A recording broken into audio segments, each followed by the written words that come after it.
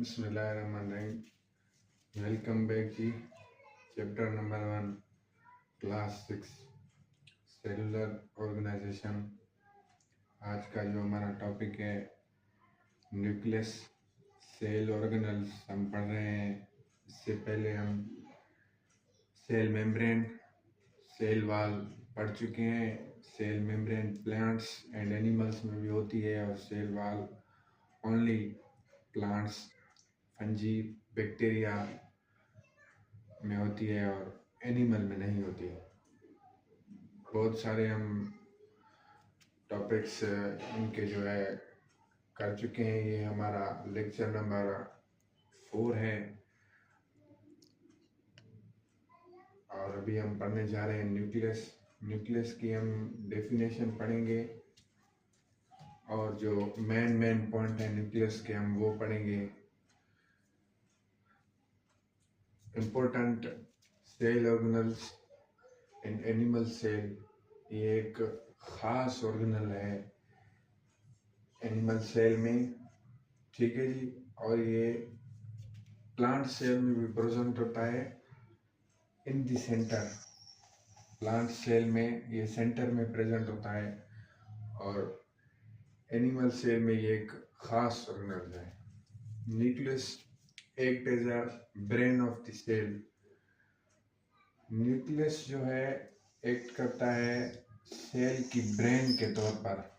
मतलब कि जो भी सेल में ऑर्डर होते हैं, जो भी सेल को कुछ चाहिए होता है, जो भी सेल के लिए जो भी काम किया जाता है, वो न्यूक्लियस से ही उसका सब कुछ जो है सिग्नल जो है इशू होता है न्यूक्लियस से ही। जिस तरह हमारा दिमाग है मेन हर काम के लिए हमारा दिमाग है, उसी तरह सेल के दिमाग जो है वो न्यूक्लियस है।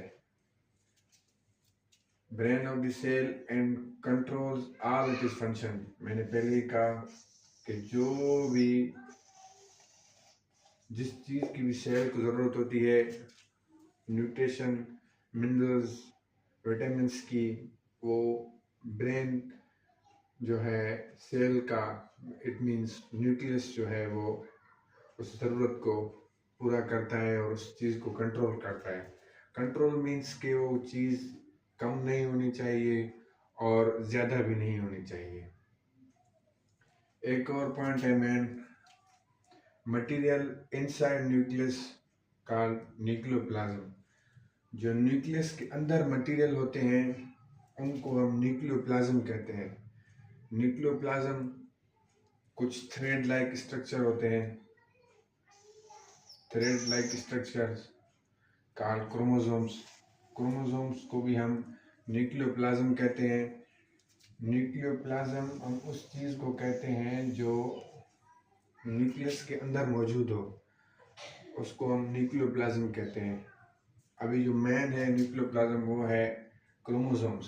क्रोमोसोम्स जी फिर आगे बढ़ेंगे तो क्रोमोसोम्स बना हुआ है डीएनए का एंड प्रोटीन का बना हुआ है। ये एक थ्रेड लाइक स्ट्रक्चर होता है क्रोमोसोम्स, और ये प्रोटीन एंड डीएनए का बना हुआ होता है। सेल ऑर्गेनल्स में ये लेक्चर था हमारा चौथा। हम इसके बाद कुछ और सेल ऑर्गेनल्स हैं वो भी पढ़ेंगे आस्ते आस्ते, लेकिन ये जो है मेन है, एक इम्पोर्टेंट है। आपको ये नोट्स से बोर्ड नोट्स आप बनाना चाहते हैं तो बना सकते हैं। और भी किसी चीज़ की जो है लेक्चर में कमी दिखाई दे रही है आपको तो आप कमेंट भी कर सकते हैं, हम इंशाल्लाह बेहतर करेंगे। ठीक है जी, अभी शुक्रिया। ये लेक्चर हमारा यहाँ पे ख़त्म है।